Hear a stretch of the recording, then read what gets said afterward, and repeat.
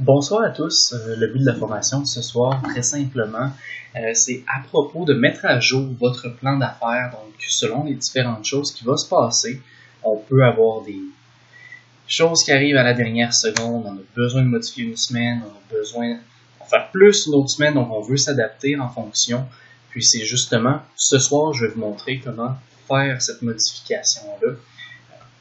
Il faut juste que ça se charge. Donc, tout le travail va se passer premièrement dans plan d'affaires. Donc, assurez-vous d'aller dans votre plan d'affaires en ligne, donc sur Google Drive. Une fois accédé à votre fichier de coaching, vous allez dans l'onglet plan d'affaires. Et vous allez voir, si on se déplace à droite, donc dans la rangée X, donc on voit le X qui est justement identifié en gris pâle, on voit le cumulatif du pourcentage auquel on devrait être rendu. L'idée, ça ici, c'est que ça dicte aux autres cellules combien de pourcents de votre business va se passer cette semaine-là, d'accord? Puis bon, la cellule juste à côté, c'est justement la différence entre les deux semaines. Je vous explique. À ma première semaine, selon les calculs normaux, selon les tendances, je devrais normalement avoir 0,5% de ma business de booking. 0,5% de 300 000 dans mon cas. Ça veut dire 1500 $. D'accord? Donc, c'est vraiment le principe. Donc, après ça, 2,5 soit 2% la différence. Donc, 2% de 300 000, 6 000. Donc, on voit un petit peu l'idée derrière tout ça. Nous, comment on va travailler là-dessus? Là, je vais juste me prendre en note mes pourcentages pour pouvoir les réécrire par la suite. 14, comme ça. On va venir justement modifier ces pourcentages. Des choses à considérer, c'est par exemple, bon, moi, je pourrais dire, parfait, cette semaine-là, je sais que j'ai des examens, puis je me concentre à 100% là-dessus. Donc, je vais rien faire dans ma business. Il va juste avoir du marketing qui va rouler, mais je ne fais pas d'évaluation. Donc, à ce moment-là, je pourrais dire, parfait, je fais rien.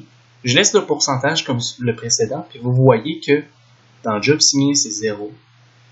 Dans Estimation faite, si on va un peu plus loin, ça tombe à 0 aussi. Donc, comme ça automatise vraiment tout. Si, mettons, je dirais, OK, c'est quoi qui est raisonnable pour moi? Je vais faire la moitié du travail qui était prévu. Donc, à la base, c'était 2%. Donc, je pourrais dire, OK, je fais 11%. Puis là, bon, OK, mes objectifs viennent de changer de moitié. Donc, 3 000 $. Pour moi, ça reste raisonnable. Donc, je pourrais dire, parfait, semaine d'examen, je fais 1% de ma business à ce moment-là. Donc, comme ça, vous allez pouvoir manipuler votre plan d'affaires vers l'atteinte de votre objectif à la fin de l'année. Puis, ça dépend. C'est quelque chose qui peut être à modifier au courant de l'année, voir comment ça va selon vos objectifs. Puis, si vous dites, hey, au mois de mai, j'ai rien à faire, je fais juste ça, ben, vous pouvez marquer des plus gros pourcentages. Bien sûr, vous pouvez toujours demander l'avis de votre coach face à tout ça pour justement être certain de ne pas marquer du n'importe quoi non plus. Donc, ça, c'est vraiment le gros comment ça fonctionne pour la modification des pourcentages. Assurez-vous que si vous modifiez votre objectif de fin d'année, vous venez le faire ici. Donc, au lieu de marquer 300 000, ça peut être 150. Aussi, tous les chiffres qui est TJM, donc la taille des jobs moyennes, si vous allez dans C-Power, vous allez être capable de trouver cette information-là très souvent, très facilement. Donc, c'est juste de s'assurer que nos chiffres sont bien à jour selon notre territoire parce que ça varie d'un territoire à l'autre. Donc, en allant dans Report, MIS, Result at a Glance, Franchisee Canada. Ensuite, on va venir chercher dans la division Québec. Par la suite, on touche à rien. Donc, s'il y a des choses identifiées, mettez-les à rien. On va faire View Report. Et par la suite,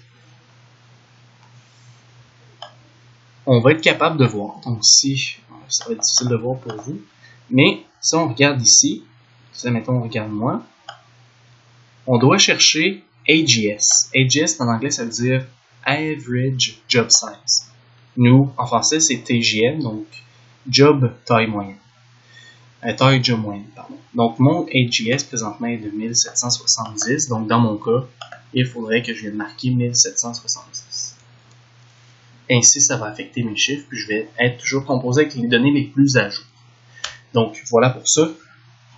Le taux horaire que vous chargez, donc taux horaire brut, THB, où vous allez le retrouver, c'est très très simple, c'est Charge Rate. Ici, si vous regardez le cumulatif, et on voit comme mon Gross Charge Rate est de 45 $. Donc ici, moi, je viens marquer 45. Ainsi, je vais composer avec les meilleures données encore une fois. Puis voyez-vous, je vous ai dit que c'était celle-là ici, mais c'est pas vrai. C'est celui qui est... Ah non, j'ai rien dit. C'est bel et bien le premier, donc celui qui a été boot. D'accord? Donc, mélangez-vous pas avec celui qui est estimé, c'est bel et bien celui qui est boot. Donc, voilà. Avec ça, vous allez composer avec des données qui sont fraîches et les plus à jour. Si vous avez des questions supplémentaires, n'hésitez pas à les poser à votre coach. Puis ça, c'est à faire justement avant votre prochain GSNR. Donc, je vous remercie. Je vous souhaite une très bonne fin de journée.